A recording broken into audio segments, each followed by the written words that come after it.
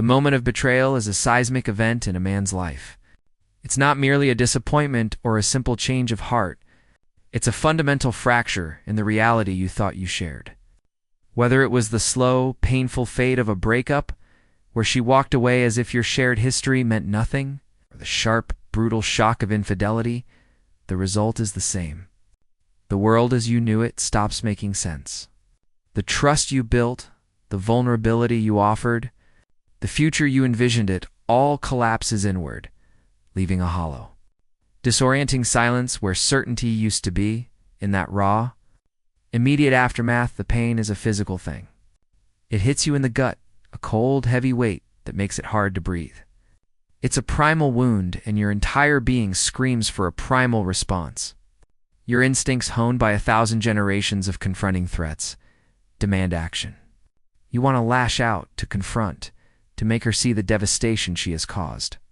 You meticulously craft arguments in your mind, believing that if you can just find the right words, you can make her feel the depth of your pain.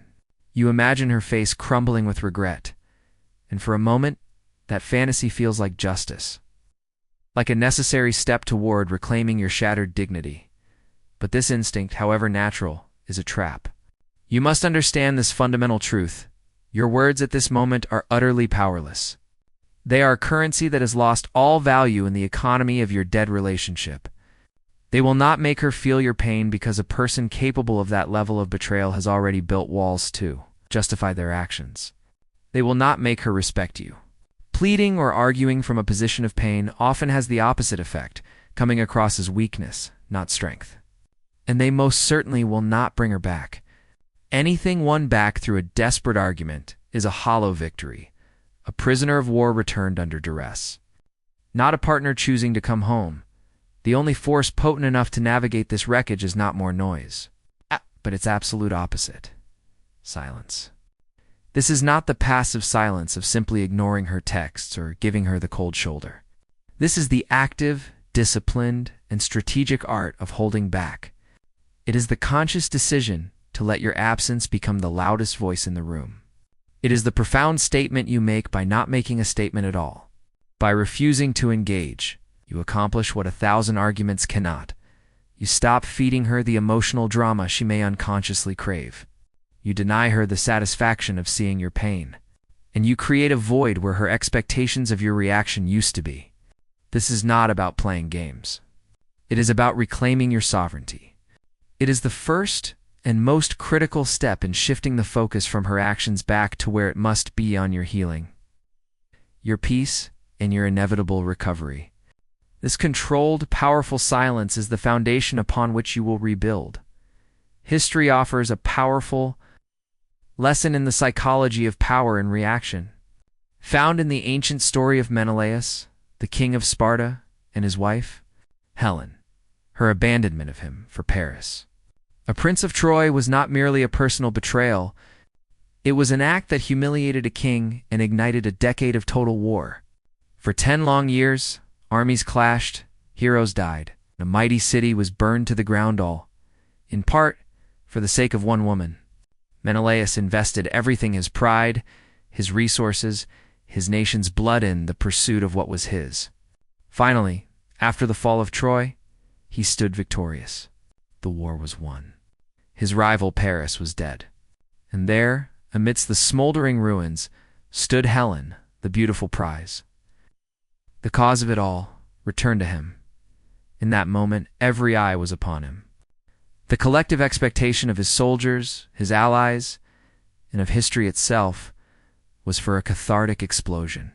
He was expected to rage, to scream, to humiliate her publicly, to finally unleash the decade of fury and pain she had cost him. It was his right. It was what any man would do. But Menelaus did the one thing no one anticipated. He said nothing. He looked upon the face that had launched 1,000 ships, and he offered no anger, no accusations, no tears. He simply turned his back and walked away in utter, devastating silence. This silence was a force more powerful than any sword. Helen, prepared for his fury, was completely disarmed by his absence of it.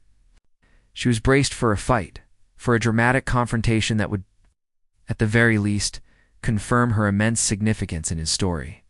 Even his hatred would have been a form of engagement, a proof that she still held immense power over him. But his silence was something else entirely. It was indifference. It communicated that she was no longer worth the energy of his emotion, that she had been demoted from the central figure in his tragedy to a mere footnote. He treated her not as a cherished enemy, but as a stranger unworthy of a single breath. This is the profound psychological truth you must harness. When someone betrays you, they unconsciously script your reaction. They expect the yelling, the begging, the logical arguments, the desperate attempts to make them see reason. This expected drama serves a purpose for them, validates their own importance, and provides them with emotional fuel to justify their actions. Your pain becomes their evidence that they mattered. But when you disrupt that script entirely with silence, you pull the rug out from under them. You offer no fuel for their narrative. They are left standing alone in a void, and into that void creep the most unsettling questions. Why isn't he fighting? Did I ever truly matter? Was I the one who was disposable all along? This silent treatment is not you ignoring the situation. It is you handing the problem back to her, fully and completely, forcing her to sit alone with the consequences of her choices, without your emotional outbursts to distract her. Before the betrayal, she held a unique and all-access pass to the most private areas of your existence. She wasn't just a guest. She was a resident with full administrative privileges.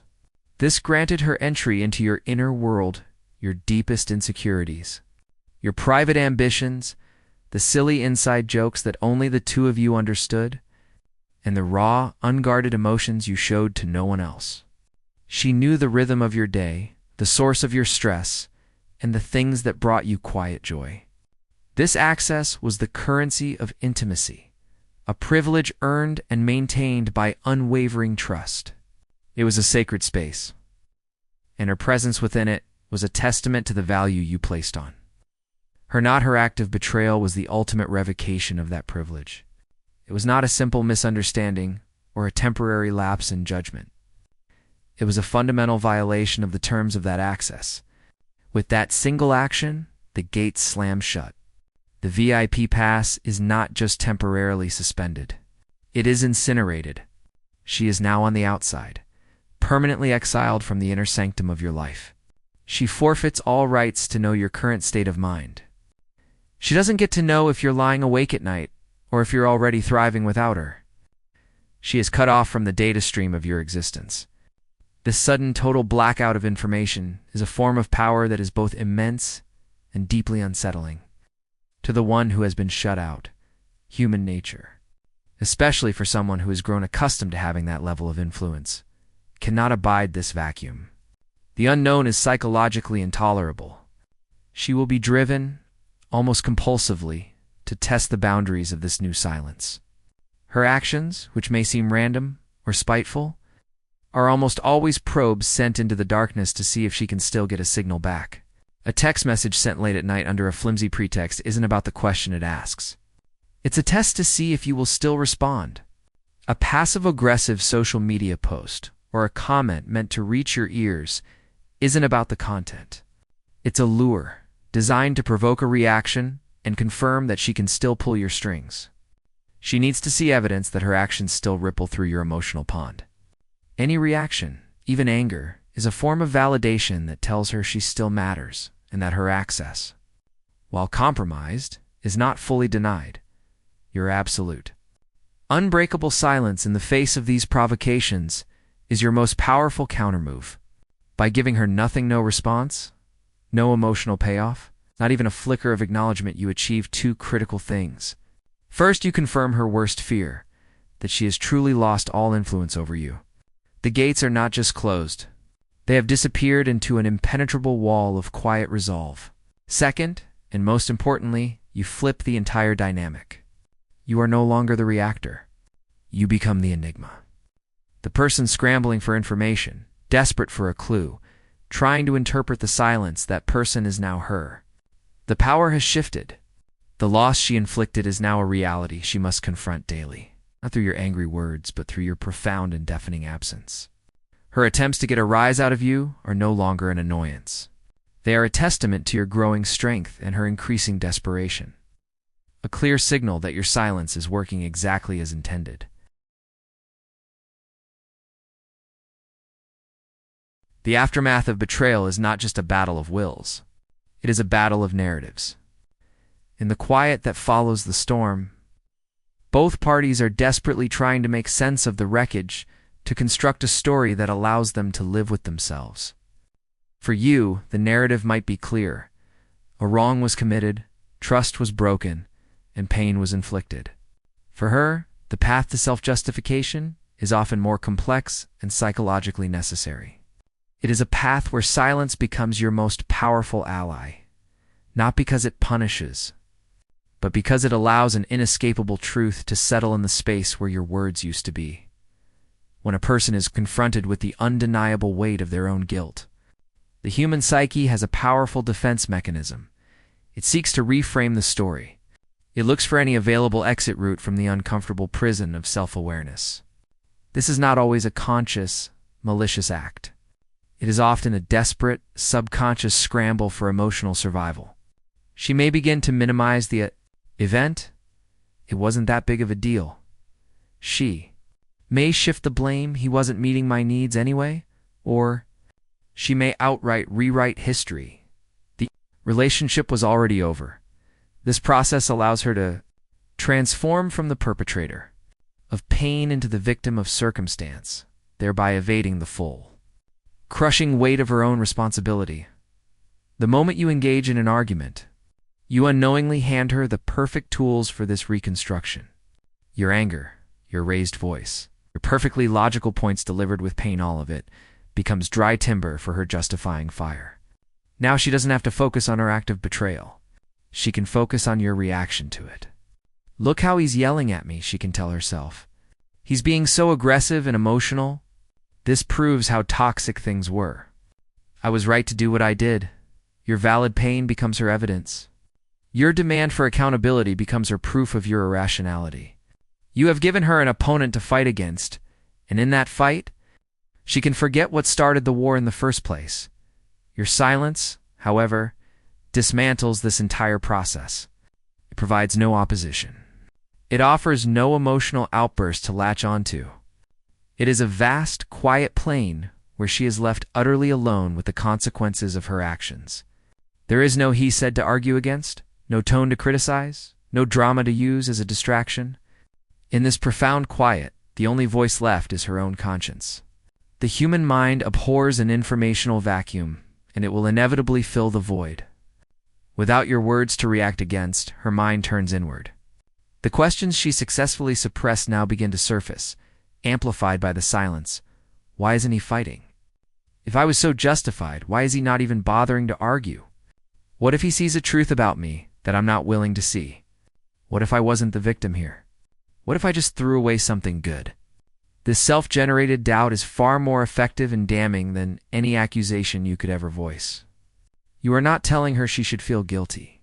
You are simply creating the conditions where she has no choice but to eventually feel it. Your silence isn't an attack. It is the quiet, patient space where her own guilt is finally given the room to speak. And its voice will be louder and more persistent than yours ever could, Beatty. Journey through betrayal culminates not in a confrontation with her, but in a final, decisive reckoning with yourself.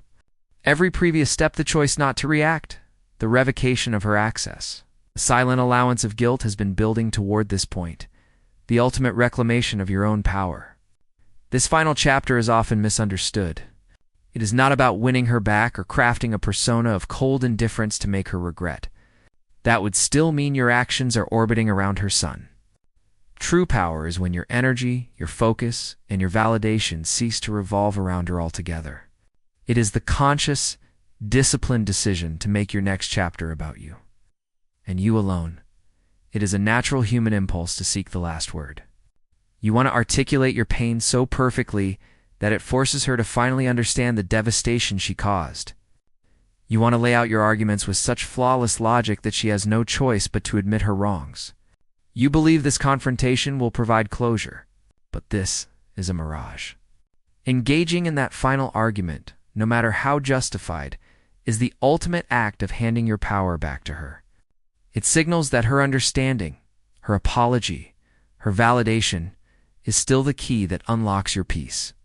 You are still showing her that she occupies real estate in your mind, that her actions continue to dictate your emotional state.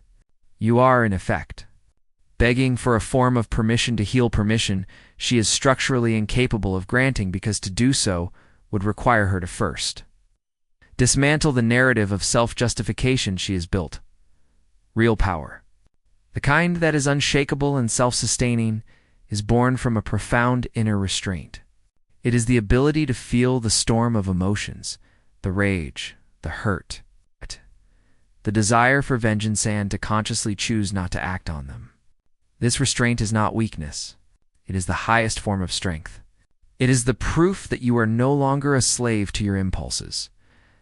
By refusing to explain, defend, or justify your position to someone who has proven themselves unworthy of your truth, you make a monumental declaration: my worth is not up for debate. You are not defined by her perception of you. Your value is an internal fact, not an external opinion she gets to vote on. This shift is transformative. The energy you would have wasted on crafting the perfect text or rehearsing a confrontation is now redirected inward. That energy becomes fuel for the gym, for your career, for your hobbies, for rebuilding a stronger, more resilient version of yourself. You stop playing a game she invented and start building your own empire. This is the man she will truly regret losing, not the one who fought for her, but the one who, through silent and decisive action, proved he never needed her to be whole. His absence isn't a tactic. It's a testament to his own completeness. His silence isn't a punishment for her. It is the sound of his focus elsewhere, on building a future she is no longer part of. The victory is not in her regret, but in your liberation. You win by making your life so compelling that her presence or absence in it becomes irrelevant. So you say nothing. You give her nothing. Not as a strategy to hurt her, but as the final, definitive policy for a nation she no longer has diplomatic relations with. You are closed for business, and the silence is simply the sound of you moving on.